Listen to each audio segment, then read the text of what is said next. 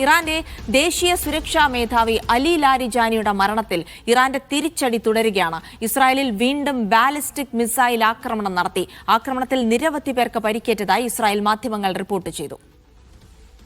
അഫ്താബ് റഹ്മാൻ വിവരങ്ങൾ നൽകും. അഫ്താബ്, വലിയ തിരിച്ചടിക്ക് ഇറാൻ കളമൊരുക്കുന്നു. അതിന്റെ സൂചനകൾ തന്നെ വന്നു തുടങ്ങിയിരിക്കുന്നു. ഇറാനെ സംബന്ധിച്ചിടത്തോളം അവരുടെ പ്രധാനപ്പെട്ട നേതാക്കളെ നഷ്ടപ്പെട്ട ഒരു ദിവസം കൂടിയായിരുന്നു. അതിനും മറുപടിയായുള്ള ആക്രമണമാണ്. എത്രത്തോളം രൂക്ഷമായ ആക്രമണങ്ങൾ നടന്നുകൊണ്ടിരിക്കുന്നു? എന്താണ് ഇസ്രായേലിൽ നിന്ന് ലഭിക്കുന്ന വിവരങ്ങൾ?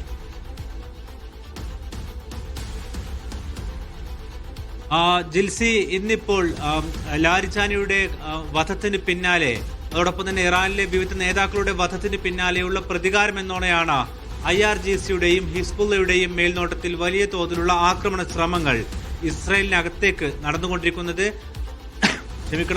അതിനിടയിൽ തന്നെ ഏറ്റവും പ്രധാനപ്പെട്ട കാര്യം തെൽ അവീവിൽ, ഒപ്പം തന്നെ സെൻട്രൽ ഇസ്രായേൽ ഭാഗങ്ങളിലെല്ലാം തന്നെ, നോർത്തേൺ ഇസ്രായേൽ ഉൾപ്പെടെയുള്ള പ്രധാന ഭാഗങ്ങളിലെല്ലാം തന്നെ ഈ ആക്രമണങ്ങൾ എത്തിയിട്ടുണ്ട്.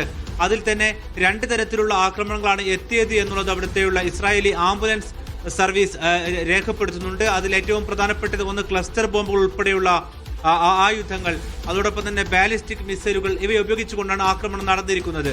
ഇതിൽ തന്നെ ഏറ്റവും ശ്രദ്ധേയമായ കാര്യം, 2-3 ദിവസത്തിന് ശേഷം മരണം റിപ്പോർട്ട് ചെയ്യപ്പെട്ടു എന്നുള്ളതും ഏറ്റവും പ്രധാനപ്പെട്ട കാര്യമാണ്.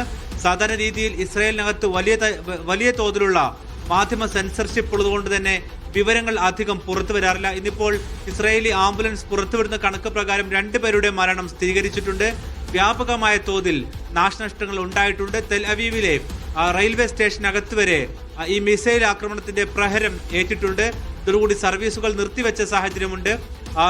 നമുക്കറിയാം, ഇസ്രായേലിനകത്ത് വലിയ സുരക്ഷാ സംവിധാനങ്ങൾ ഉള്ളതുകൊണ്ട് തന്നെ ജനങ്ങളോട് മുൻകൂട്ടി തന്നെ ഈ ആക്രമണ ശ്രമങ്ങൾ തുടങ്ങിയപ്പോൾ തന്നെ ബങ്കറിലേക്ക് ഒളിക്കുവാൻ വേണ്ടി ആവശ്യപ്പെട്ടിരുന്നു. അതിന്റെ അടിസ്ഥാനത്തിൽ മണിക്കൂറുകളോളമാണ് ജനങ്ങൾ ഇന്ന് അതിനകത്ത് കഴിഞ്ഞുകൊണ്ടിരിക്കുന്നത്. ഏതായിരുന്നാലും ഈ പ്രത്യാക്രമണം തുടരും എന്ന് തന്നെയാണ് ഇറാൻ ഇപ്പോഴും പറയുന്നത്. IRGCയുടെയും ഒപ്പം തന്നെ സമാന്തരമായിക്കൊണ്ട് ഹിസ്ബുള്ളയുടെയും മേൽനോട്ടത്തിൽ നിരവധി റോക്കറ്റ് ആക്രമണ ശ്രമങ്ങൾ നടന്നിട്ടുണ്ട്.